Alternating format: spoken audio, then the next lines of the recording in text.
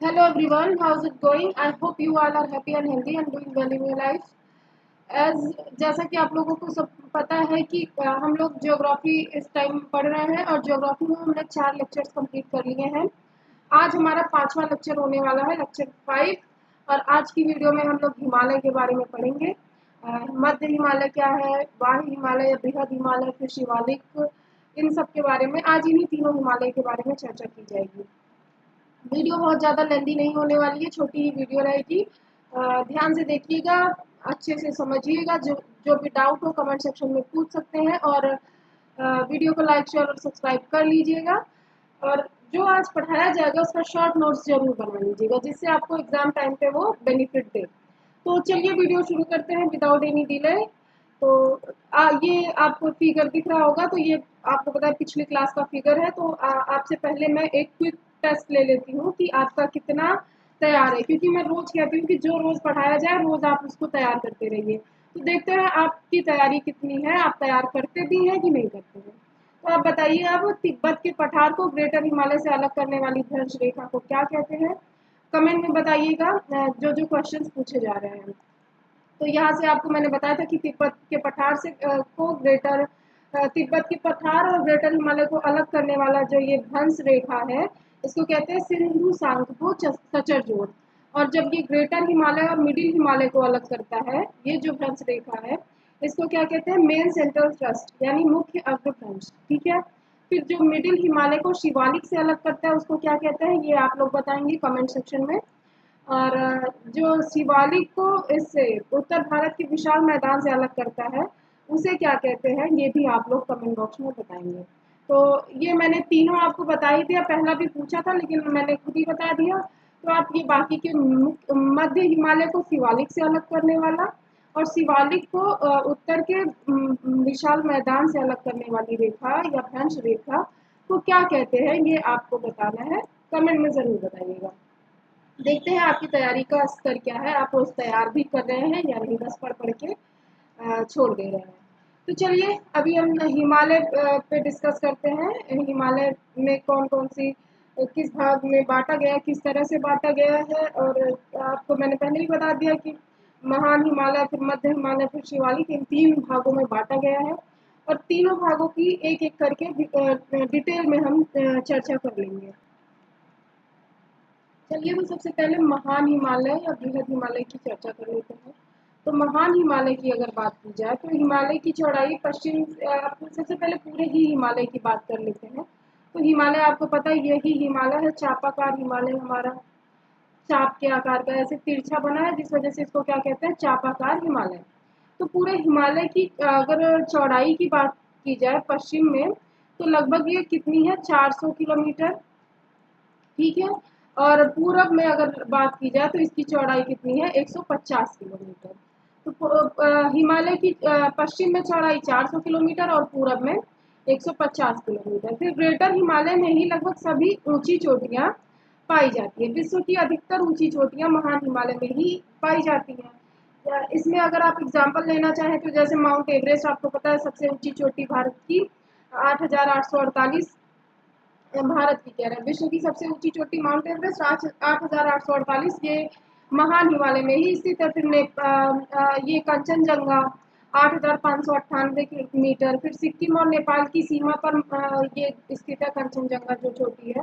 फिर मकालू, फिर इसी तरह से धौलागिरी, नंगा पर्वत, ये सारी ऊंची चोटियां आपको महान हिमालय में ही देखने को मिलेंगी। ठीक है, ये बातें क्लियर है। फिर ग्रेटर हिमालय की अगर सिर्फ अभी ये मैंने पूरे हिमालय की बात बताया आपको। हिमालय की पश्चिम में चौड़ाई 400 किलोमीटर और पूर्व में 150 किलोमीटर। अगर अगर सिर्फ महान हिमालय की बात की जाए तो सिर्फ महान हिमालय की अभी हम चौड़ाई और ऊंचाई की बात करते हैं। पहले इसको थोड़ा इरेज कर लेते हैं। ठीक है,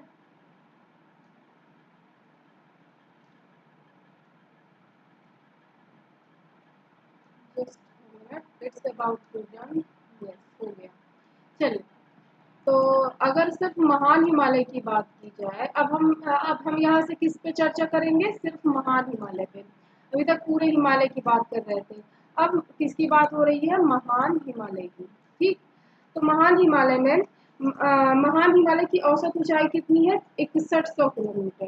कितनी? 6100 किलोमीटर ये ऊंचाई बता रही हूँ।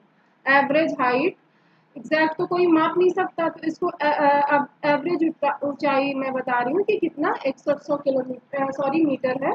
और चौड़ाई कितनी है? 25 किलोमीटर।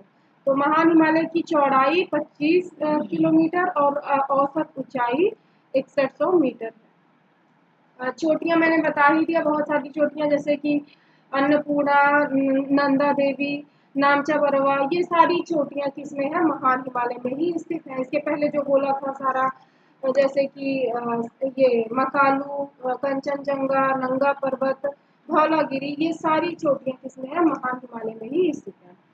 तो इस तरह से फिर भारत में उत्तराखंड में स्थित यमुनोत्री, गंगोत्री, केदारनाथ, बद्रीनाथ तथा मिलाम व पिंडार ग्लेशियर, ये सभी जो है कहाँ से निकलते हैं? ये महान हिमालय से ही निकलते हैं और ये उत्तराखंड का क्या है? हिस्सा है, उत्तराखंड। ठीक है, तो आपके एग्जाम में इससे ज्यादा क्वेश्चंस महान हिमालय से नहीं बनने वाले। तो इतना आपके इस RO एग्जाम के लिए बहुत ही सफिशियंट है, इससे ज्यादा आपको जानने की जरूरत नहीं है, क्योंकि टाइम लिमिटेड है। हम लोग बहुत सिलेक्टिव स्टडी करेंगे, सारा कुछ नहीं पढ़ेंगे। ठीक है, तो ये महान हिमालय यहाँ पे खत्म होता है। अब हम बात करते हैं किसकी? मध्य हिमालय की। तो आइए मध्य हिमालय देख लेते हैं। तो अब चर्चा करते हैं मध्य हिमालय की। पेन का कलर चेंज कर लेते हैं। यस, तो ये मध्य हिमालय हमारी हेडिंग बन गई। अब मध्य हिमालय की अगर औसत ऊंचाई की बात की जाए तो कितनी है? 3700 से 4500 मीटर है। 3700 से 4500 मीटर। हैंड राइटिंग पे आप लोग विशेष ध्यान मत दीजिएगा, जो मैं बोल रही हूँ उस पर ज्यादा ध्यान दीजिएगा। तो ये कितनी है? मध्य हिमालय की ऊंचाई 3700 से 4500 मीटर है। और औसत ऊंचाई कितनी है? तो ऊंचाई 50 से 80 किलोमीटर है। आप हमेशा ध्यान दीजिएगा, जो ऊंचाई रहेगी वो मीटर में रहती है, रहती नहीं है, मतलब ऊंचाई इतनी ज्यादा नहीं होगी किलोमीटर्स में जाए। तो इस वजह से चाहे मध्य हिमालय हो, चाहे शिवालिक हो, चाहे महान हिमालय हो, यानी कि बृहद हिमालय, सब में अगर ऊंचाई की बात हो रही है तो वो मीटर में आएगी। और अगर चौड़ाई की बात हो रही है तो चौड़ा आपको पता है ज्यादा होता है, जिस वजह से वो किस में रहेगा? किलोमीटर में रहेगा। तो 50 से 80 किलोमीटर इसकी क्या होगी? औसत चौड़ाई। और ये एक सतत श्रृंखला है, मतलब एक सतत पर्वत है, कॉन्टिन्यूअस है, या कहीं भी श्रृंखलाओं में विभक्त नहीं है। मध्य हिमालय एक कंटिन्यूअस माउंटेन है, सतत श्रृंखला है।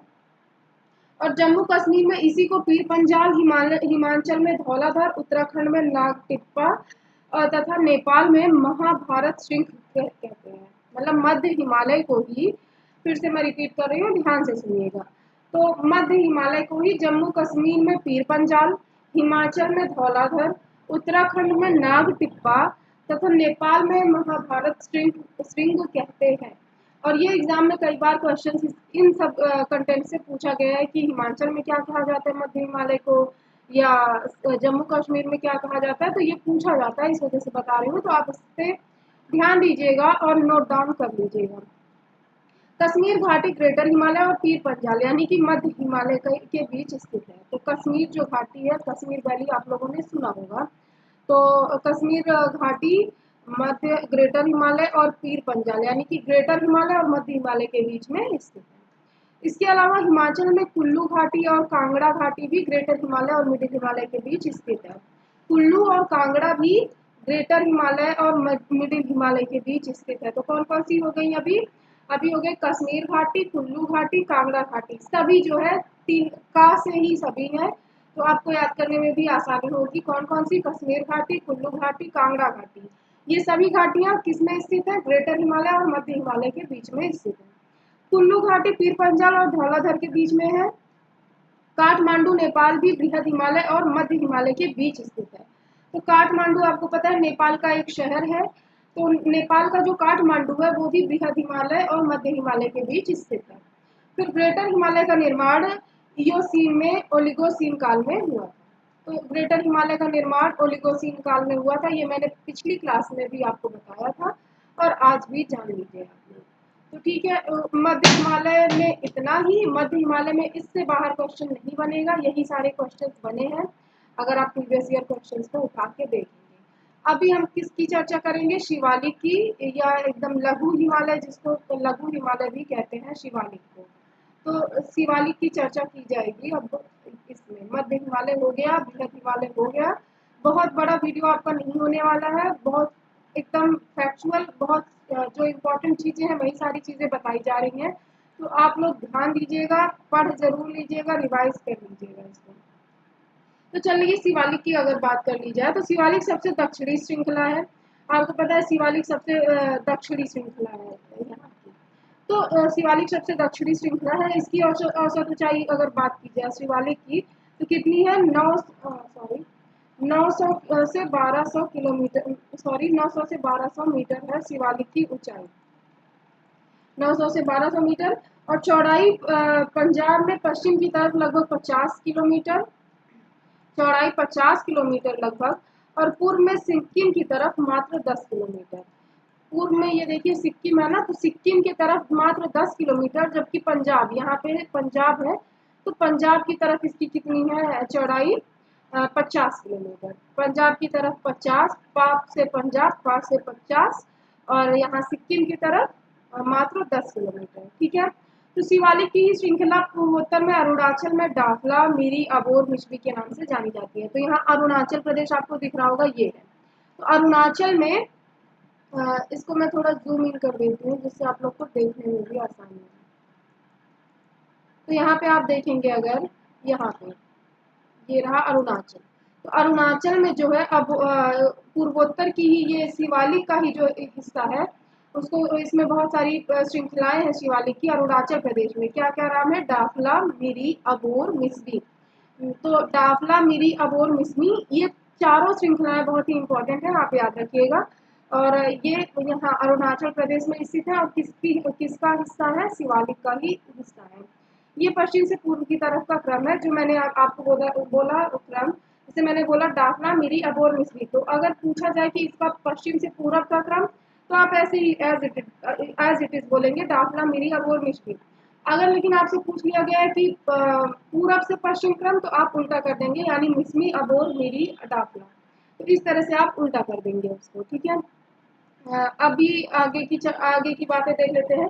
मिडिल हिमालय और शिवालिक के बीच में एमबीटी है, यानी कि मेन बाउंड्री थ्रस्ट है। तो ये अभी मैंने आपको पिछली ही क्लास में बताया था कि कौन किसको किस भ्रंश से काटता है, किस भ्रंश रेखा से अलग करते हैं। तो वही चीज बता रहा है कि मिडिल हिमालय और शिवालिक के बीच में मेन बाउंड्री थ्रस्ट है, यानी मुख्य अग्रभ्रंश है। इसके बीच में जो भी घाटियां हैं उन्हें पश्चिम में दून और पूर्व में दुआर कहते हैं, जैसे कि देहरादून, पाटली दून, कोटली दून। और दुआर की बात की जाए तो हरिद्वार। तो इस तरह से जो भी इसकी पश्चिम की घाटियां हैं उसको दून, और पूर्व के में जो है उनको क्या कहते हैं, दुआर। और शिवालिक को उत्तर के मैदान से हिमालयी अग्रभ्रंश द्वारा अलग किया जाता है। शिवालिक सबसे अधिक मृदा अपरदन से ग्रसित है। जो शिवालिक श्रेणी है, अगर बृहद हिमालय, महान हिमालय, मध्य हिमालय और शिवालिक में अगर ऑप्शंस में पूछा जाए कि सबसे ज्यादा मृदा से ग्रसित कौन सा पर्वत है, कौन सी श्रृंखला है हिमालय की, तो आप कहेंगे कि शिवालिक सबसे ज्यादा मृदा से अपर्दित, मतलब मृदा अपरदन से सबसे ज्यादा शिवालिक क्या है, ग्रसित है। शिवालिक को उत्तर के मैदान से हिमालयी अग्रभ्रंश के द्वारा अलग किया जाता है। ये बातें आपको पता चल गई। अब हम सिडनी गोरार्ड, एक जो है ये भी एक कह सकते हैं जियोलॉजिस्ट थे, भूगोलविद थे, सिडनी गोरार्ड इनका नाम था। इससे भी काफी क्वेश्चन बनता है आपके एग्जाम में। तो सिडनी गोरार्ड ने नदियों के आधार पर हिमालय को अनुदैर्ध्य रूप से बांटा था। तो नदियों के आधार पर सिडनी गोरार्ड ने, पहली बात तो यही एक क्वेश्चन बन जाता है कि नदियों के आधार पर हिमालय को बांटने वाला व्यक्ति कौन था, या बांटने वाले भूगोलवेत्ता कौन थे, तो आप बता देंगे सिडनी गोरार्ड। तो सिडनी गोरार्ड ने हिमालय को नदियों के आधार पर बांटा, और ये बहुत इंपॉर्टेंट है, यहाँ से कई सारे क्वेश्चन बनते हैं। लेकिन ये एक तरह से अलग नया टॉपिक बन गया, तो ये नया टॉपिक हम लोग नई क्लास से स्टार्ट करेंगे। आज की वीडियो में इतना ही। वीडियो पसंद आई हो तो लाइक, शेयर और सब्सक्राइब करना मत भूलिएगा। और अगर आपको ये क्लासेस की पीडीएफ चाहिए, नोट्स चाहिए, पीडीएफ नोट्स, तो टेलीग्राम ग्रुप ज्वाइन कर लीजिए, वहाँ आपको पीडीएफ नोट्स प्रोवाइड कर दी जाएंगी। तो आज की वीडियो में इतना ही। वीडियो में अंत तक बने रहने के लिए धन्यवाद। मिलते हैं आप सभी से अगली वीडियो में। जय श्री राम।